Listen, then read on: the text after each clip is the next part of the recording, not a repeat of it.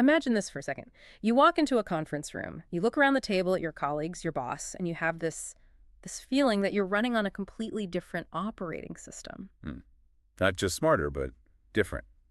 Exactly. Like you're the only one seeing the Matrix code while everyone else is just, watching the movie. That's a very seductive feeling. A very isolating one, too. It is. And today we're going to a much more complicated place with that feeling. We are decoding the mind of a narcissist. And not the pop psychology version. No, not the guy who takes too many selfies definition. We're talking about the clinical architecture of it. We've got a stack of notes here based on a really rare interview from the Mind Matters series. It's with an anonymous guest diagnosed with narcissistic personality disorder who is actually willing to talk about how their brain works. That's gold dust for us. Yeah. I mean, the very nature of the disorder usually prevents that kind of self-awareness. The defenses are just too high. So our mission today is to kind of reverse engineer that logic. How do they justify manipulation? Why is admiration literally like fuel for them? And we should set the baseline first. The source material does mention the DSM-5 criteria. Grandiosity, need for admiration, a lack of empathy. But the guest makes a crucial point right away. That it's a spectrum. It's a spectrum. They see it less as a disease and more as a personality structure. Right. And of course, the big disclaimer here, this is just one person's lived experience. We're not saying every narcissist thinks exactly this way, but wow, the patterns are distinct. They certainly are. Okay, so let's get into their head. The interviewer asks them for 3 words to describe themselves. And the answer is, it was very telling. Intelligent, driven, and complicated. Complicated is doing a lot of heavy lifting in that sentence. It really is. It signals depth without admitting any real fault, Totally. But let's zero in on intelligent. The guest talks about this idea of situational superiority. This just fascinated me. They're not walking around thinking they're a god. No, it's not a delusion in that sense. It's a calculated belief. Right. They think that in terms of pure brain power, in most situations, they're just ahead of the curve. And they are constantly scanning for evidence to support that belief. They're actively looking for proof that they're the smartest person in the room. And they find it, or they think they do. They tell this story about a project at work. It was a total disaster, behind schedule, over budget. So the guest steps in, fires some people, reorganizes the whole thing, and boom, project saved. Okay, but pause there. How do they frame that story? What's the spin? They frame it as inevitable, like the team was floundering, so I had to step in. Exactly. It's not, I'm so glad I could contribute. It's, look how incompetent everyone else was and look how brilliant I am. The failure of others is just as important as their own success. Because it validates that gap, that feeling of superiority. It reinforces the narrative. I am the adult in a room full of children. Okay, so here's the paradox. If they're so superior, why did they admit to struggling with, quote, mundane tasks? They basically said they're terrible at admin work. But listen to how they explain it. It's a classic reframing tactic. They don't say, I have trouble with focus or discipline. Yeah. They say, I am not built for the mundane. They turn a weakness into a status symbol. I'm not lazy, I'm just too elite for spreadsheets. Precisely. So they delegate. Not because they need help, but because their time is too valuable for that kind of grunt work. It protects the ego. It's an incredible bit of mental gymnastics. So, okay, we have this high-powered engine of a self-image, but engines need fuel. And this part of the interview really stuck with me. The guest calls admiration fuel. We call it narcissistic supply in clinical terms. But fuel is so much more visceral, isn't it? It implies a mechanical dependency. It really does. They admit that without it, they feel deflated, unmotivated. It's not just that they like praise, they literally run on it, but they're picky about it. Of course. If you believe you're a Ferrari, you don't want low-grade gas. A compliment from someone you see as average is worthless. They want it from mentors, from experts, from people they actually respect. Because if a genius tells you you're a genius, then it must be true. Right. It validates the entire self-concept. But what happens when the tank runs dry? The guest got pretty dark here. They talked about what happens when they don't get the recognition they feel they deserve. The reaction is almost immediate. It's withdrawal and resentment. And more. They admitted to undermining people behind their backs. It wasn't enough to just be angry. They had to, level the playing field. That's the vindictiveness that often surprises people. If you withhold that fuel, you're not just being neutral in their mind, you are attacking them. So they attack back. If I can lower your status through gossip, my relative status goes back up. It's a defense mechanism. Speaking of attacks, let's talk about criticism. The guest calls their approach selective hearing. They told this story about being told they were too assertive in meetings. And this was a really pivotal moment in the interview, I thought, because it shows how they process feedback. The first reaction is always defensive. Right. A threat to the ego? But then they changed. They did. They adapted their style. But, and this is the key, they were so clear about why. It wasn't because they felt bad for steamrolling people. No. They did it because being too assertive was hurting their career. It was getting in their way. That is a perfect example of what we call instrumental adaptation. It's purely strategic. The behavior was an obstacle to them getting what they wanted, so they removed the obstacle.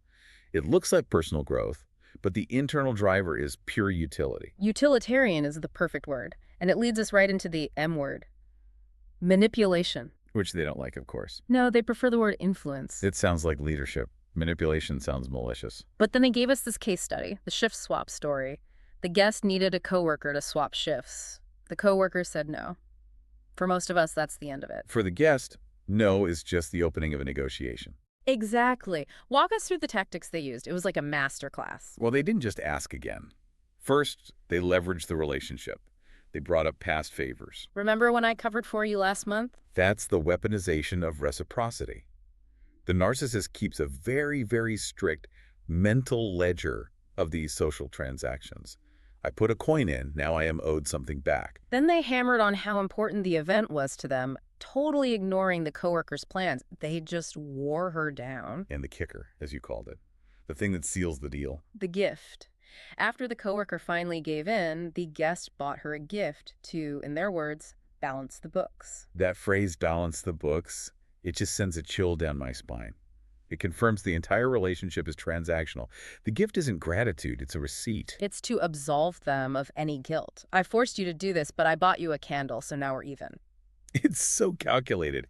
And Yeah. that lack of guilt, it ties directly into what they said about empathy, doesn't it?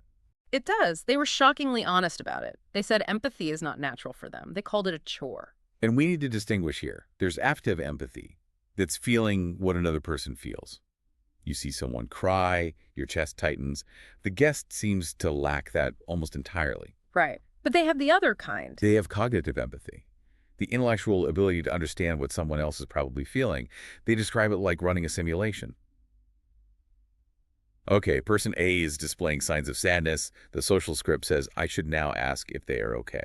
They literally said it requires conscious effort. Like they have to manually boot up the caring program because it doesn't run in the background. And that's why it's exhausting for them. It's not instinct, it's computation.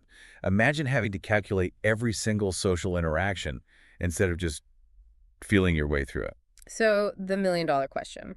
How does a person get this way? Is it nature? Is it nurture? The interview moves into their childhood. Well, smoking gun is right there. It almost always is. 2 words. Conditional love. The guests described their parents as very demanding. Love wasn't a given. It was something you earned by achieving. Now think about the lesson that teaches the developing brain. It's not I am loved. It's I am only worthy of love when I am winning. So all of it, the grandiosity, the situational superiority, it's all just a defense mechanism. It's a survival strategy. If being average means being unloved, then you have to be extraordinary to survive. The guest even frames it as a strength. It made them self-reliant. But the flip side is this deep, terrifying sensitivity to rejection. Because rejection doesn't just mean I don't like you.